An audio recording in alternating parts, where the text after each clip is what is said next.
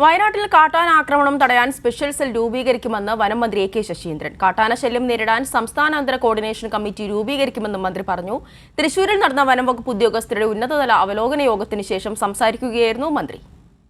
വയനാട്ടിലെ കാട്ടാന ആക്രമണം നേരിടാൻ സമഗ്രമായ പദ്ധതികൾ വേണമെന്ന് വനമന്ത്രിയുടെ അധ്യക്ഷതയിൽ തൃശൂരിൽ ചേർന്ന ഉന്നതതല യോഗം വിലയിരുത്തി. 3 വനം ഡിവിഷനുകൾ ഉൾപ്പെടുത്തി വയനാട്ടിൽ സ്പെഷ്യൽ സെൽ രൂപീകരിക്കുമെന്ന് യോഗത്തിന് ശേഷം വനമന്ത്രി എ.കെ. ശശീന്ദ്രൻ പറഞ്ഞു.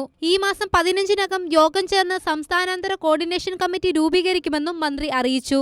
2 സംസ്ഥാനങ്ങൾ ചേർന്ന് ഉണ്ടാകുന്ന പ്രശ്നങ്ങളിൽ ഒരു ഇന്റർ സ്റ്റേറ്റ് കോർഡിനേഷൻ കമ്മിറ്റി രൂപീകരിക്കുക എന്നുള്ളതാണ്. അത്തരമൊരു കമ്മിറ്റി ഈ 15-ാം തീയതിക്കകം തന്നെ യോഗം ചേർന്ന് പരസ്പര ധാരണയോടുകൂടി മുന്നോട്ട് പോകാൻ സ്വീകരിക്കേണ്ട നടപടികളെക്കുറിച്ച് ആലോചിക്കാനാണ് ഇപ്പോൾ തീരുമാനിച്ചിട്ടുള്ളത്. നിലവിലെ സാഹചര്യം പരിശോധിക്കുന്നതിനും മേലിൽ ഇത്തരം സംഭവങ്ങൾ ഉണ്ടാകാതിരിക്കാനുള്ള മുൻകരുതലിൻ്റെ ഭാഗമായി വയനാട്ടിൽ 3 വനം ഡിവിഷനുകളാണുള്ളത്.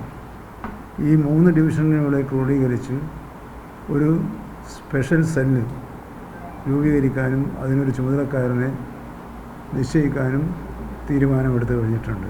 കർണാടകയുടെ ചിപ്പിൽ നിന്നും നേരിട്ട് സിഗ്നൽ ലഭ്യമാക്കാവുന്ന ആന്റിന കേരളത്തിന്റെ കയ്യിലില്ലെന്നും മന്ത്രി പറഞ്ഞു. വയനാട്ടിൽ പുതിയതായി 2 RRT സംഘത്തെ നിയോഗിക്കാനും തൃശൂരിൽ ചേർന്ന അവലോകന യോഗത്തിൽ തീരുമാനമായി.